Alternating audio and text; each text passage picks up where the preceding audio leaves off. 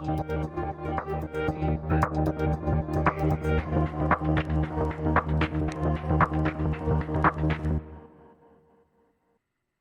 everyone, it's technology expert Burton Kelso here with a non-tech tip that will help you get the most out of the technology in your life. Today we're talking about how to save money on technology in light of the tariffs that are being placed on China. Title's not actually that long, but you get the gist of it. So obviously tariffs have been placed on China, which is going to make technology skyrocket. And no one wants to deal with that, although we may have to. So the US and China are in a tariff war. And the unfortunate thing about messing with China, Taiwan, Vietnam, and some of those other countries is that all semiconductors come out of those countries. So that means that the price of electronics is going to skyrocket. To kind of give you an idea, here are some examples. So your base model of your iPhone 16 is currently around $800. And it could go up to $1,100, which means that if you've got a Pro Max, it could go up to $2,300. That's a lot of money, isn't it? Now, laptops, they're mainly made in China. With the 54% tariff that's going to be placed on them, you're looking to probably add about $500 to the price of a laptop. Same thing with gaming consoles. Currently, gaming consoles are made over in China. They could go up to $700 and, well, actually $800 because the average gaming console is around $500. So that kind of gives you an idea of what to expect when you're looking at tariffs. And for those of you who didn't know what a tariff is, it's a price that's levied on items that are imported into a country designed to help us make more money. But is it really doing that? Who knows? But we're not here to talk about politics. We're here to talk about the technology aspect of it. No one wants to deal with high prices, and we're going to have to deal with that pretty shortly. The sticker shock that you're going to get from any electronic device, because all semiconductors come out of China, is going to be, well, astronomical. So what do we do? Because we need our tech. We need to have access to those devices that help us with school and work and all things electronic, even smart home. So there are main areas that we need to take in consideration as far as what's going to be hit with tariffs. So first on the list is smartphones. Smartphones are heavily made in China. So yes, you can definitely see how smartphones are going to be affected by the high tariffs that are being placed on those items imported into our country. Well, also, you have to take a look at laptops. Laptops are another item that mainly comes out of China. So if you have a laptop or thinking about getting a laptop, that price may go up before you know it. Next on the list, as I said, video game consoles. That means immediately you could see a price in video game consoles go up. So if you were thinking about getting a new video game system, now's the time to start thinking that I better go get it before the price goes up. Other items that we have to take a look at is anything around your home. So smart home, TVs, I can't necessarily say radios, but Amazon devices, Google devices, refrigerators, all of that has semiconductors that come out of China, Vietnam, Taiwan. So beware and understand that these items are going to have their prices affected. So what do we do in this day and age of technology to make sure that we are going to get good tech, but we're not going to pay high prices for tech? Now keep in mind, you may not have any choice depending on technology, but I'm going to give you some tips to help you keep it as low as possible.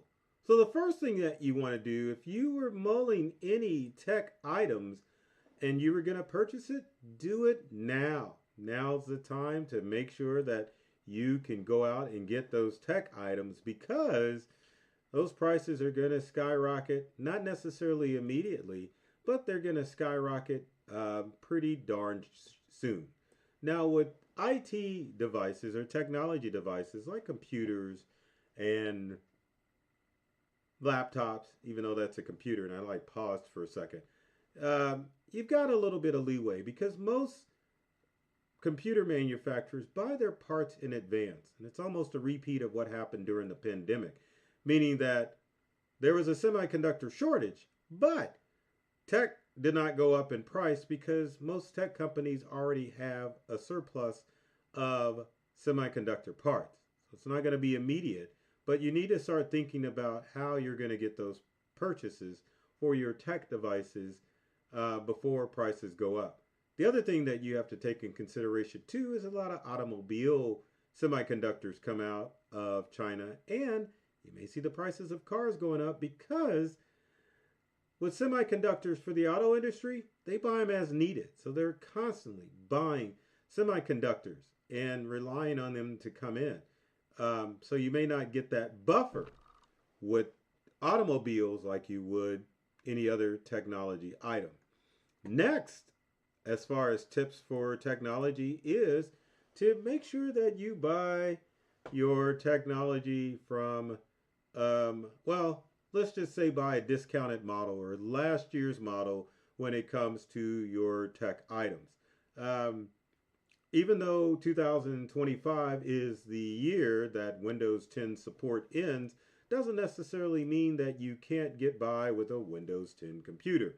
So if you currently are using a Windows 10 computer and you were thinking about going to Windows 11, hang on to that old Windows 10 computer. Several ways that you could get that thing up to par. First, Microsoft has an official fix to allow you to install Windows 11 on an outdated Windows 10 laptop or desktop computer.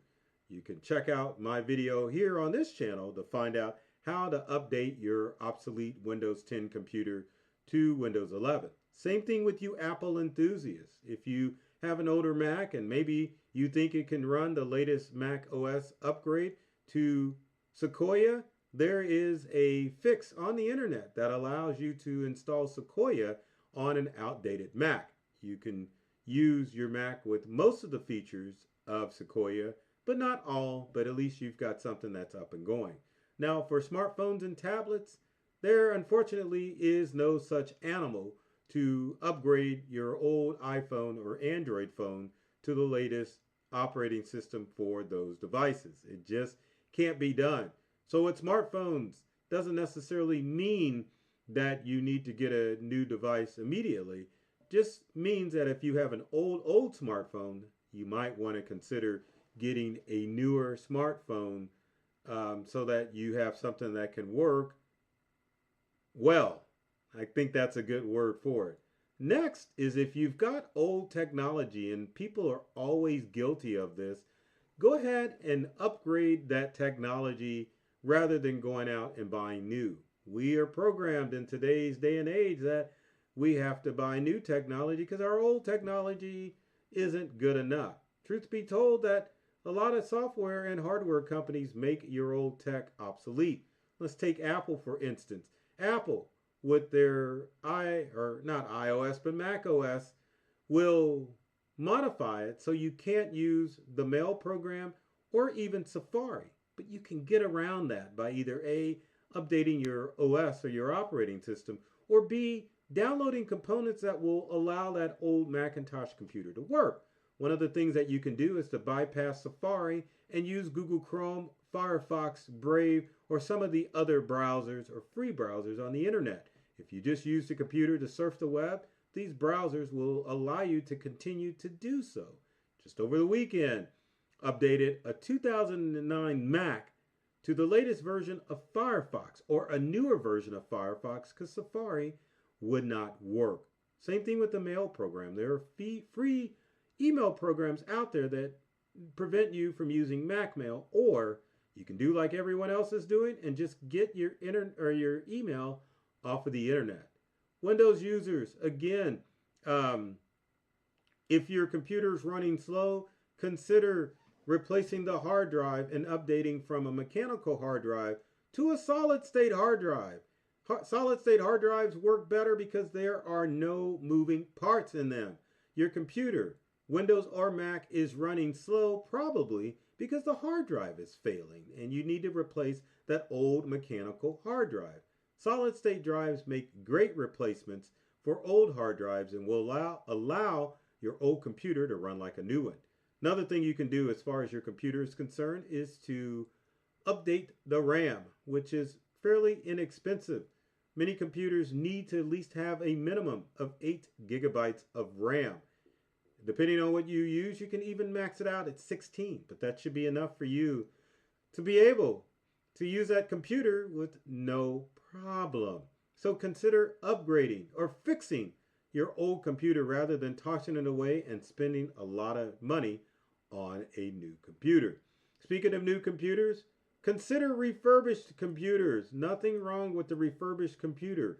If you were to buy a refurbished computer directly from the factory, it just means that they shipped it out and they can't sell it as new anymore.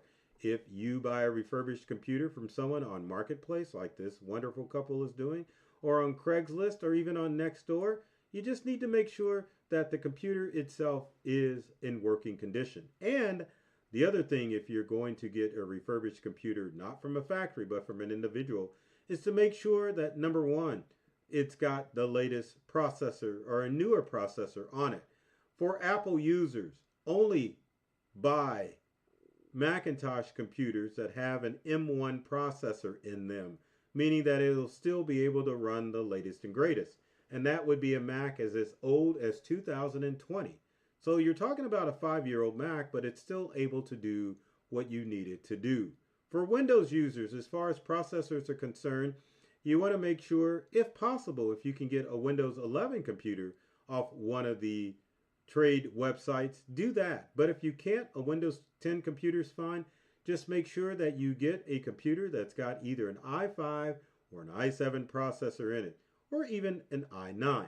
Now, if you were to buy off of the site seller websites, you need to either consult with a tech-savvy person like me, or you need, and I shouldn't say and, or you need to investigate the computer in person. If you're buying from a reputable refurbished site like Dell or Apple, they do all the checking out for you, so that may be more of your speed. But if you think you're tech savvy and can get one cheaper off of a marketplace site, make sure, number one, you meet someone in a public place. Number two, turn on the computer, whether it be desktop or laptop. Take a monitor and a keyboard and mouse. If you're buying a desktop computer, turn it on and put it through the paces. The things that you want to check out for is the speed of the computer, to make sure that the computer, laptop or desktop, has got a solid state hard drive in it. And number two, make sure that the onboard wireless works in these devices. Many times people will get rid of computer devices because of the onboard Wi-Fi doesn't work. You can correct it with a USB dongle, but make sure the Wi-Fi works in the thing before you give up your hard-earned money for a computer. Also, one other thing that I was going to bring up, and I guess I can use another slide for it, or the same slide. So there is a growing movement of right to repair shops around the country. And these nonprofit organizations will set up what's called a repair cafe that will allow you to bring in your old devices and have a technology volunteer fix those devices. Google Repair Cafe and see if there is one near you. Usually they host them at libraries and churches, but you are allowed to bring in one tech item for each repair cafe so that you can get that old item fixed. If you're limited on budget, you can go to a repair cafe and get it replaced or fixed. Shouldn't say replaced, but fixed at either free, or you can leave a small donation in order of your repair cafe. So tariffs are here. Started April 2nd. And who knows when they'll go away, but you need to be prepared, and hopefully these steps will help you stay money wise when it comes to getting technology that is going to help you stay current. So my goal with every video, well, let's see here. Well, let's go with if you've got comments or questions. Leave it in the comment section below. And also, if you like this video, be sure to comment, like, and share with your friends, because I know you know people out there that are not tech savvy and need help with their technology. Now, my goal with every video is to help you or open you up to a whole new world of ideas and experiences. As technology has become more complicated, it's my mission to make sure that you're getting the most from the technology you use at home and at work. So I love technology. I've read all the manuals, and I'm serious about making technology fun, safe, and easy to use for everyone. So take care of yourself and do many things to make you smile. And thanks for watching.